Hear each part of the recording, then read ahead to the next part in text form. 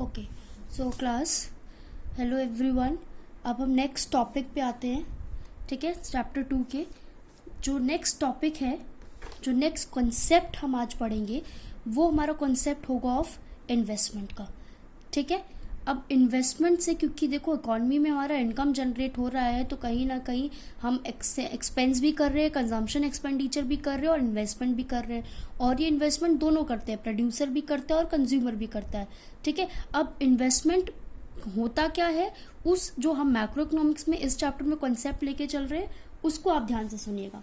C, investment is basically increase in stock. क्या होता है आपका इन्वेस्टमेंट? इंक्रीज इन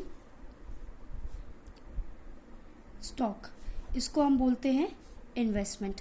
ठीक है, अच्छा, अब इन्वेस्टमेंट आपका आई से डोनेट होता है। ठीक है, कैपिटल स्टॉक आपका के से डोनेट होता है। ठीक है, उसके बाद ये जो डेल्टा है ये आपका डोनेट करता है change, that means change in के, that means change in capital stock during the year. और ये ईयर कैलेंडर ईयर नहीं होता है, ये ईयर कौन सा ईयर होता है? अकाउंटिंग ईयर होता है। दैट मीन्स हम क्या लेते हैं? फर्स्ट अप्रैल, फॉर एग्जाम्पल हमने लिया 1 अप्रैल 2020 टू 31 मार्च तक, मतलब नेक्स्ट ईयर के तक हम वो, ये हमारा अकाउंटिंग ईयर होगा। क्लियर हुआ? दोबारा सुनते हैं। हम आज पढ़ रहे हैं इन्वेस्टमेंट का कॉन्सेप्ट। ठीक है, इस चैप्टर में इन्वेस्टमेंट का जो कॉन्सेप्ट हम पढ़ रहे हैं, इन्वेस्टमेंट का मतलब होता है हमारे स्टॉक में इंक्रीज होना। ठीक है, हमने कैपिटल गुड्स पढ़े थे।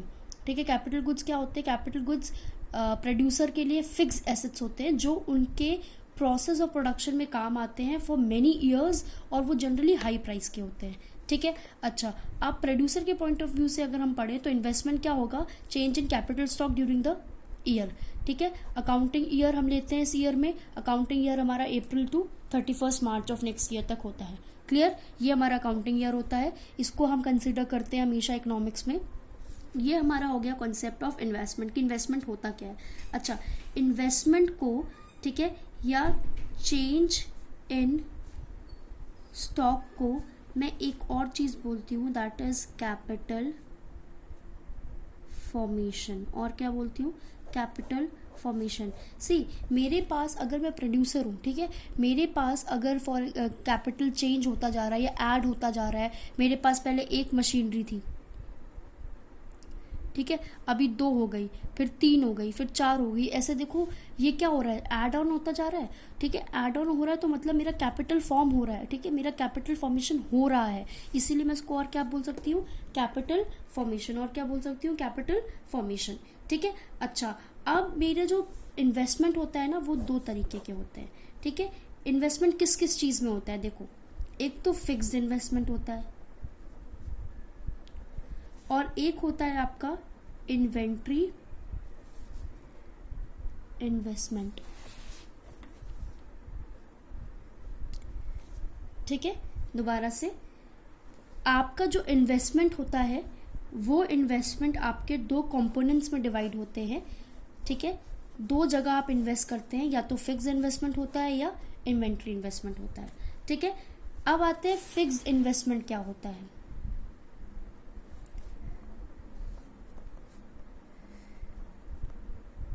सी, फिक्स्ड इन्वेस्टमेंट का मतलब होता है कि हमारे स्टॉक में इंक्रीज होना।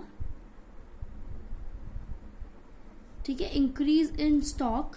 कौन सा stock? Of fixed assets. Fixed assets क्या होते हैं? Like machineries. ठीक है, फिक्स्ड इन्वेस्टमेंट क्या होता है? फिक्स्ड इन्वेस्टमेंट हमारा होता है कि हमने जब अपना स्टॉक इंक्रीज किया या हमारे स्टॉक में चेंज आया, किसके स्टॉक में? फिक्स्ड एसेट्स के स्टॉक में। फिक्स्ड एसेट एक तरीके के लिए जमा पूंजी कहलाती है, और अगर कोई प्रोड्यूसर के पॉइंट ऑफ व्यू से सोचो तो उसके लिए जमा पूंजी क्या है? उसकी मशीनरीज है, ठीक है, जिससे वो प्रोडक्शन करते हैं। क्लियर? उसके बाद अब आते हैं इन्वेंट्री स्टॉक में। अच्छा, एक और चीज, फिक्स्ड इन्वेस्टमेंट का अगर स्टॉक जो है वो मेंटेन रहेगा या इंक्रीज होगा, ठीक है, तो उससे बेनिफिट क्या होगा? सी, ऑब्वियस सी बात है, अगर मेरी मशीनरी ज़्यादा हो रही हैं, ठीक है, या मेरी मशीनरी अच्छी है या अपडेटेड है, या मैं बार बार उनको अपना स्टॉक मेंटेन कर रही हूँ, तो उससे क्या होगा? सबसे पहली चीज़ तो मेरी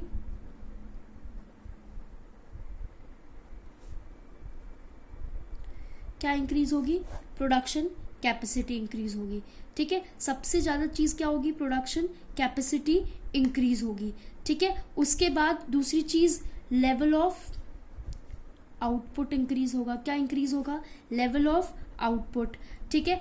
higher the level of output, अब जितना ज़्यादा आउटपुट हो रहा है, मतलब जितना ज़्यादा प्रोडक्शन हो रहा है इकोनॉमी में, उतनी ज़्यादा क्या बढ़ रही है? जीडीपी भी बढ़ रही है, ठीक है। तो ये मेरा बेनिफिट है। किस चीज़ का बेनिफिट है? अगर मैं फिक्स इन्वेस्टमेंट करती हूँ। फिक्स इन्वेस्टमेंट करने का मतलब कि अगर मैं अपने स्टॉक में और फिक्स एसेट चेंज करती हूँ तो, ओके।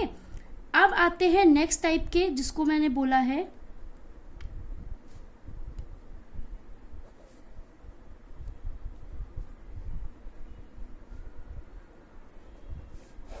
इन्वेंट्री इन्वेस्टमेंट, ठीक है।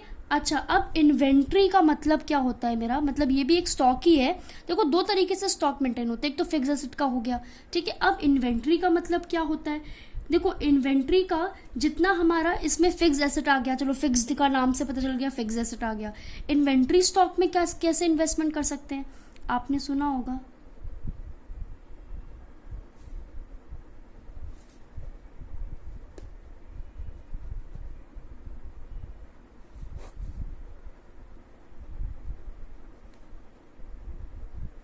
सी, ये तीन चीज़ें दिख रहे हैं आपको, raw material, semi finish goods और फिनिश गुड्स।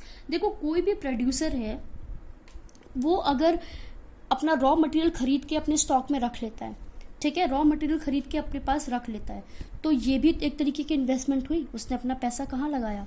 रॉ मटेरियल में लगाया, ठीक है। अब अगर वो प्रोडक्शन कर रहा है, ठीक है, प्रोडक्शन ये भी तो एक तरीके का स्टॉक ही हुआ ना। देखो, वो रॉ मटेरियल खरीद के लाया मार्केट से, ठीक है, रॉ मटेरियल खरीद के उसने अपना पैसा लगाया रॉ मटेरियल में। क्यों पैसा लगाया? क्योंकि उसको प्रोडक्शन को बढ़ाना है। क्यों पैसा लगाया? क्योंकि उसको प्रोडक्शन को बढ़ाना है, ठीक है। प्रोडक्शन को बढ़ाने के लिए उसने पैसा लगाया। अब वो पैसा उसके स्टॉक, वो रॉ मटेरियल उसका स्टॉक में तो रखा जाएगा, तो एक तरीके से हमारा इन्वेंट्री इन्वेस्टमेंट हो गया, ठीक है। अच्छा, अब सेमी फिनिश गुड्स, मेरे को अगर प्रोडक्शन करनी है तो एक दिन में तो सारे के सारे फिनिश गुड्स नहीं बन जाते, ठीक है। मैं अगर प्रोसेस कर रही हूँ, फॉर एग्जांपल अगर मुझे शर्ट बनानी है, तो हो सकता है कुछ शर्ट खाली अभी स्टिच हुई हो, अभी शर्ट फॉर्म में आई ही ना हो, तो मैंने सेमी फिनिश गुड बना के अपने स्टॉक में रख दिया, तो वो भी तो मेरा एक तरीके का इन्वेस्टमेंट ही है, क्योंकि मैं उसमें भी तो पैसा लगा रही हूँ, सेमी फिनिश गुड में भी, तो कि वो क्या बन जाए? फिनिश गुड बन जाए और बाद में मुझे प्रॉफिट दे मार्केट में। ऐसे ही फिनिश गुड्स मतलब अब इसमें मैंने फॉर एग्जाम्पल 1000 यूनिट्स बनाए थे, ठीक है, इसमें सिर्फ 800 यूनिट्स सेल हुए, ठीक है। अब जो 200 यूनिट्स बच गए, क्या ये मेरा इन्वेस्टमेंट नहीं है? क्या ये मेरा स्टॉक नहीं है? है ना। मैंने पैसा तो इसमें भी लगाया है, इन्वेस्ट तो इसमें भी किया है, आज नहीं तो कल बिकेगा, ठीक है। तो ये मेरा कौन सा इन्वेस्टमेंट कहलाता है? मेरा कहलाता है इन्वेंट्री इन्वेस्टमेंट। इन्वेंट्री मतलब जो फिक्स नहीं है, जो फ्लक्चुएट हो सकता है विद टाइम, उसको इन्वेंट्री बोलते हैं। फिक्स इन्वेस्टमेंट जो फिक्स एसेट्स में होता है, ठीक है, वो हमारा फिक्स इन्वेस्टमेंट हो जाता है। क्लियर हुआ? ठीक है। अच्छा, अब एक और चीज आती है इसमें,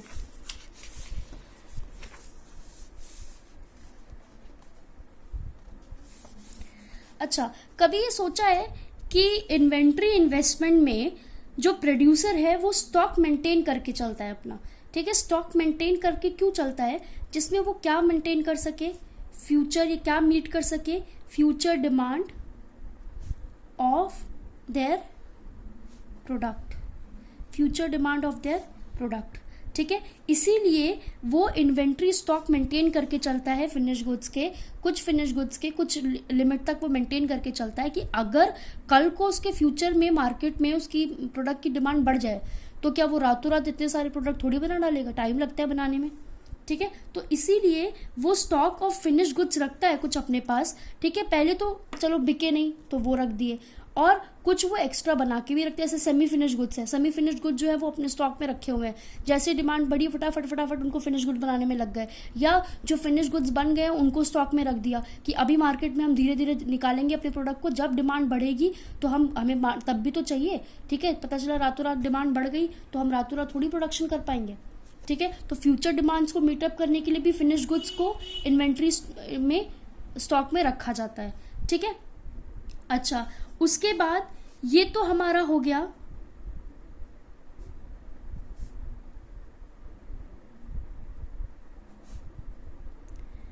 डिजायर्ड इन्वेंट्री स्टॉक, ठीक है। डिजायर्ड इन्वेंट्री स्टॉक का मतलब, डिजायर्ड का मतलब प्रोड्यूसर चाहता है, उसने जानबूझ के या चाहते हुए, उसकी डिजायर थी, उसकी वो चाहता था कि वो फ्यूचर डिमांड को मीटअप करने के लिए अपने प्रोडक्ट को स्टॉक में रखे, ठीक है, अपने प्रोडक्ट को इन्वेंट्री में रखे, मतलब उसमें स्टॉक में रखे, ठीक है। उसको तो हमने बोल दिया कि ये हमारा डिजायर्ड इन्वेंट्री स्टॉक है, ठीक है, क्योंकि प्रोड्यूसर को ऐसा लग रहा था कि मार्केट, जब लग रहा था कि मतलब वो आगे चल के हो सकता है कि मार्केट में उसके प्रोडक्ट का डिमांड बढ़ सकता है, ठीक है, तो उसने अपना स्टॉक में रखा। अब जैसे फॉर एग्जांपल देती हूँ, एक विंटर सीजन जब आता है, तो ऐसा तो है नहीं कि विंटर सीजन आता है तो अपना वो रातों रात सारे विंटर क्लोथ्स बना देते हैं। वो बना रहे होते हैं ना, बहुत बहुत पहले से वो प्रोसेस करना शुरू कर देते हैं। बहुत पहले से प्रोसेस करने के बाद वो उसको अपने स्टॉक में रखते हैं, क्योंकि उनको पता है कि विंटर्स के टाइम में उनकी डिमांड बढ़ जाएगी, क्योंकि और वो तब रातों रात उसको बना नहीं सकते। क्लियर? ये क्लियर हुआ? अच्छा, अब नेक्स्ट एक टॉपिक आता है जिसको, ये डिजायर्ड हो गया, अब आता है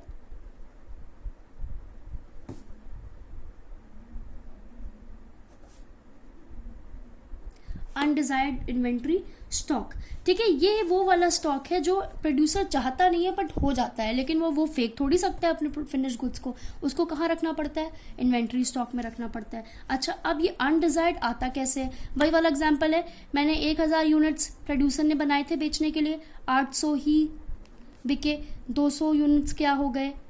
स्टॉक में चले गए, इन्वेंट्री स्टॉक में, जो कि डिजायर्ड नहीं थे, प्रोड्यूसर को नहीं पता था कि ऐसा होगा, बट ये 200 यूनिट्स बच गए, अनडिजायर्ड थे। और ये 200 यूनिट बचने के बाद प्रोड्यूसर को क्या हुआ? लॉस हुआ। वो सोच नहीं रहा था, उसने तो 1000 बनाए थे बेचने के हिसाब से, ठीक है, उसको नहीं पता था या फिर वो एक्सपेक्ट नहीं कर रहा था, ठीक है, कि ये ऐसा होगा, ठीक है। तो ये अनप्लान्ड था उसके हिसाब से। तो अनप्लान्ड के हिसाब से ये ऑब्वियसली प्लान है, ये चीज़ प्लान नहीं थी तो अनप्लान्ड थी, तो क्या रिजल्ट होगा? लॉस, ठीक है। तो वो कहाँ आ जाता है? अनडिजायर्ड इन्वेंट्री स्टॉक में आ जाता है। क्लियर?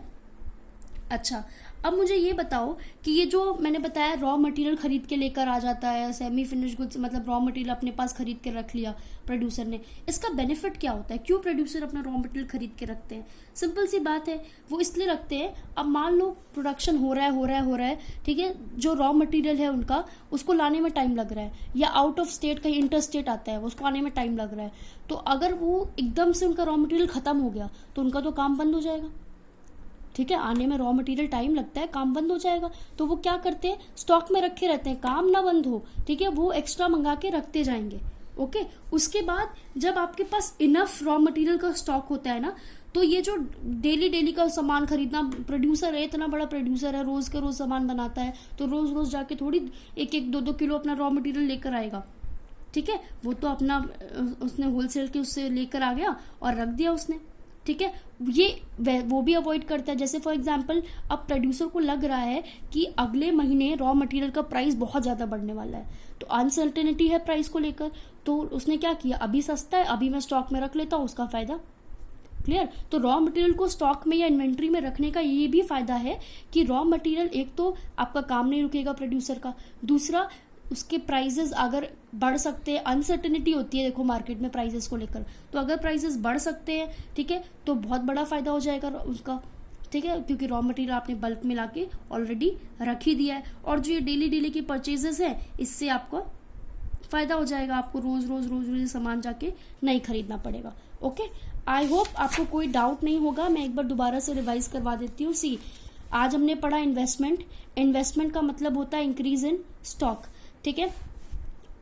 इन्वेस्टमेंट को मैंने आई से डोनेट किया, स्टॉक को मैंने के से डोनेट किया, और ये जो डेल्टा दिख रहा है इसका मतलब चेंज होता है, ठीक है। और ये हम लेते हैं ऑफ 1 ईयर बेसिकली, तो पूरे साल में, ठीक है, ड्यूरिंग द ईयर, पूरे साल में जितना भी चेंज इन स्टॉक हुआ है वो हम बताएंगे इसमें। तो हमारा जो साल होता है इकोनॉमिक्स में, वो अकाउंटिंग ईयर होता है, अप्रैल टू मार्च, ठीक है। चेंज इन स्टॉक को मैंने बताया कैपिटल फॉर्मेशन भी कहते हैं, क्योंकि अगर मैं मशीनरी ऐड कर रही हूँ तो मेरा कैपिटल भी फॉर्म हो रहा है, ठीक है। उसके बाद मैंने बताया कि इन्वेस्टमेंट के दो कंपोनेंट्स होते हैं,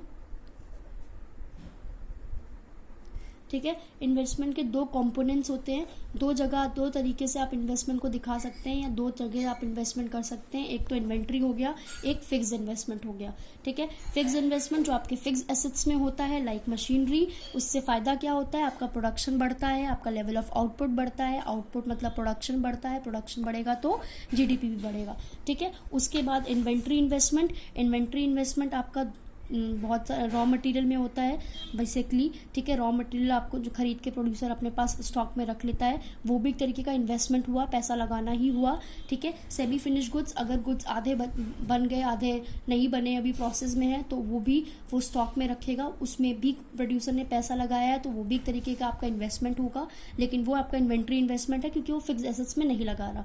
फिर फिनिश गुड्स, कुछ फिनिश गुड्स आप ज़्यादा बना के रख लेते हैं, जिसमें आपको अगर आगे चल के आपकी डिमांड बढ़ेगी तो आपको रातों रात आपका प्रोडक्ट नहीं बन जाता है, ठीक है। तो इसलिए फिनिश गुड्स बन के स्टॉक में रखे जाते हैं, फिर धीरे धीरे मार्केट में एज पर द डिमांड वो सेल होते हैं, ठीक है। ये हमारा हो गया फिनिश गुड का स्टॉक। अच्छा, अब इसमें आता है डिजायर्ड इन्वेंट्री स्टॉक और undesired inventory stock. Desired inventory stock जो आप फ्यूचर डिमांड को मीटअप करने के लिए अपने प्रोडक्ट को बना के रखते हैं, ठीक है। मतलब आपको लगता है कि आपके फ्यूचर में आपके प्रोडक्ट की डिमांड बढ़ेगी, तो आपने प्रोडक्शन एक्स्ट्रा करके अपने स्टॉक में रख लिया, क्योंकि रातों रात प्रोडक्शन नहीं हो सकती और आप डिमांड को नहीं मीट कर पाएंगे, तब आपका लॉस हो सकता है। इसीलिए आपने प्रोडक्शन करके रख लिया कि जब भी आपकी मार्केट में आपके प्रोडक्ट की डिमांड इंक्रीज होगी, आप उस हिसाब से अपने प्रोडक्ट को मार्केट में सेल करते जाएंगे। ये तो आपका डिजायर्ड हो गया जो कि प्लान्ड था, ठीक है। अब आते हैं अनडिजायर्ड इन्वेंट्री स्टॉक। ये अनप्लान्ड होता है, ठीक है। इसमें क्या हो गया, अगर आपने 1000 यूनिट बनाई है और 800 सेल हो गए, ठीक है, 200 बच गए, 200 यूनिट बच गए, ये आपका एक तरीके से लॉस भी हुआ, क्योंकि आपको लगा था कि 1000 यूनिट सारी की सारी बिक जाएंगी, लेकिन नहीं बिका, ठीक है। तो आपका ये डिज़ायर नहीं था, ये अनडिजायर्ड था, आप चाहते नहीं थे बट ऐसा हो गया। तो जब वो हो गया जो कि प्लान नहीं था, तो ऑब्वियस सी बात है it will result in loss for the producers, okay.